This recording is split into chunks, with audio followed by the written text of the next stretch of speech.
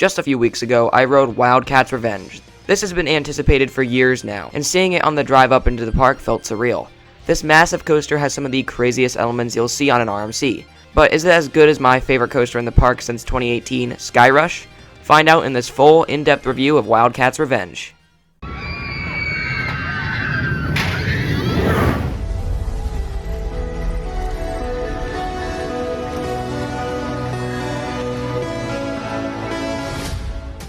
Let's go through some stats and the whole area before we get into the actual ride experience. WILDCAT'S Revenge was announced in early November of 2022. Interestingly, no one knew the actual layout as nothing was leaked for this coaster, and no track construction started until the winter. Something to note about this ride is that it does not follow the original ride layout at all. If you told me that this was a ground-up RMC instead of a conversion, I would have believed you. In fact, the second element of WILDCAT'S Revenge was the original first drop on WILDCAT. On June 2nd, 2023, WILDCAT'S Revenge opened, standing at a height of 140 feet, reaching speeds of 62 miles per hour, and having a length of 3,510 feet makes it one of the bigger RMCs, but not as big as rides like Steel Vengeance, Zadra, or Iron Gwazi.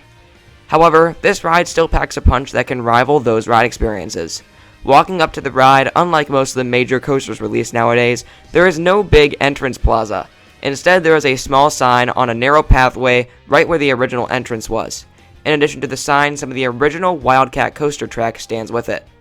The station is visible on the only path leading up to the coaster, with the lift hill standing tall right behind it and the logo on the wall. It really builds the anticipation. The queue is long with unthemed switchbacks, but the ride's layout goes right next to it, and you can see all of the airtime. There are lockers to put any items in, and you do have to put phones, keys, and any loose articles in the lockers. After your ride experience, you can collect everything from the locker. But don't be like us and forget what locker we put our belongings in. Anyways, let's get into the layout. After boarding the typical RMC trains, this time with additional handles unlike Steel Vengeance, dispatch from the station and enter the best pre-lift I've experienced besides rides like Thunderation and Time Traveler. This pre-lift is full of super quick lateral turns and some minor negatives, as the ride descends down a hill before hitting the obnoxiously loud lift hill.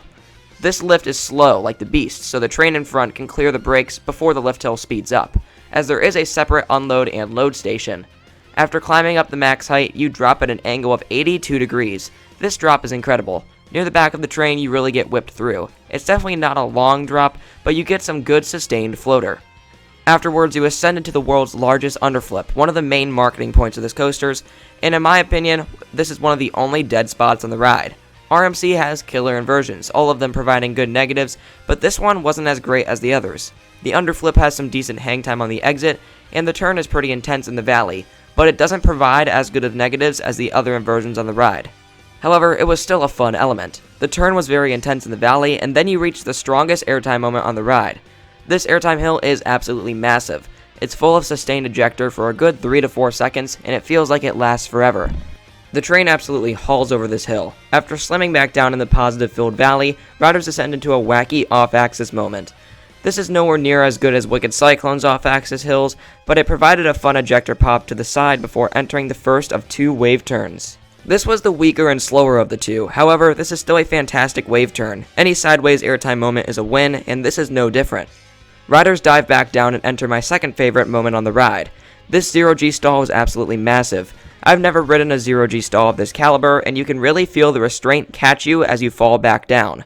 You're simultaneously hanging and also have a floating sensation. It's super weird, but also my favorite inversion of the ride. Riders whip out of this extreme element and immediately enter yet another wave turn, this one faster and more extreme than the last. It has riders sideways for a longer period of time, with a more aggressive airtime moment, and also a more aggressive turn out of the element.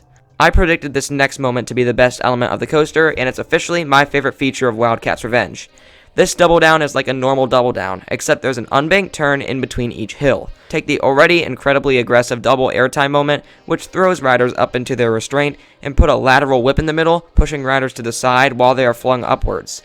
It's a mix of forces similar to Mystic Timbers, but riders still can't catch a break. They are immediately taken through a zero-G roll, this one being pretty high off the ground and full of head choppers. Just like all RMC zero-G rolls, it provides airtime with a spinning sensation. Riders dive down into a low-to-the-ground overbank, providing some decent positives before entering the very last inversion, another airtime-filled zero-G roll. Riders take some lower lateral turns into the last airtime hill, which has some weaker ejector before ascending into the brake run.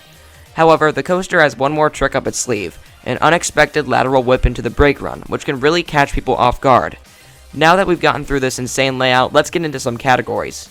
First off, the drop. WILDCAT'S Revenge has a straight drop, but it is pretty tall and has a descent of 82 degrees. This is one of the better RMC drops of the 8 I've ridden, with an extended airtime pop into the intense valley. However, compared to the faster Outlaw Run and wacky Twisted Cyclone drop, it isn't that unique. It gets a 7 out of 10 for the drop. The inversions on WILDCAT'S Revenge are absolutely fantastic, better than those found on Steel Vengeance. While the underflip isn't as whippy as I was hoping, the 0G stall is outstanding, way better than the stall on Vengeance, and the 0G rolls in the second half of the ride are super whippy and full of floaty negatives. These are some of my favorite inversions I've experienced, 9 out of 10.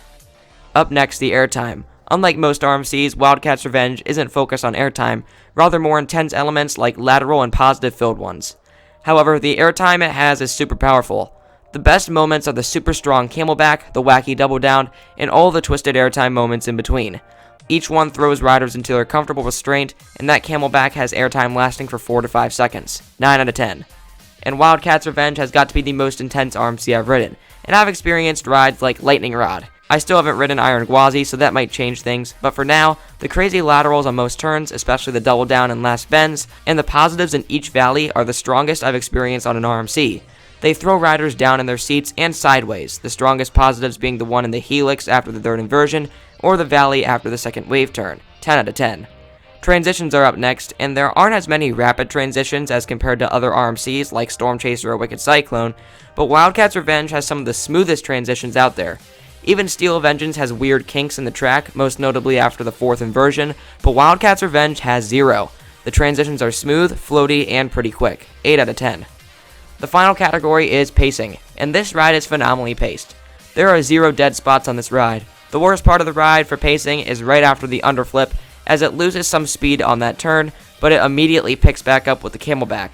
That's the only negative for pacing. Everywhere else on the ride is packed full of speed. This layout never lets up, 9 out of 10. So, with the layout and the ride's strengths and weaknesses discussed, what are my thoughts? I loved this ride so much that it is my new favorite in this park. Yes, this ride beat Skyrush. But Skyrush is only one placement behind WILDCAT'S Revenge in my ranking, which really shows how close it is. While Skyrush is way more intense than WILDCAT, with much stronger airtime, WILDCAT'S Revenge is really the full package. It has more varied forces, more airtime moments, and a longer layout with the addition of inversions. From start to finish, WILDCAT'S Revenge is full of intense elements, strong airtime hills, weird off-axis moments, and floaty inversions, all elements I enjoy. WILDCAT'S Revenge has made Hersheypark's lineup one of, if not the best in the country. Thank you so much for watching this video. If you enjoyed it, make sure to leave a like and subscribe. Comment what you think of WILDCAT'S Revenge and if it's better than the other RMCs you've ridden, and have a great rest of your day.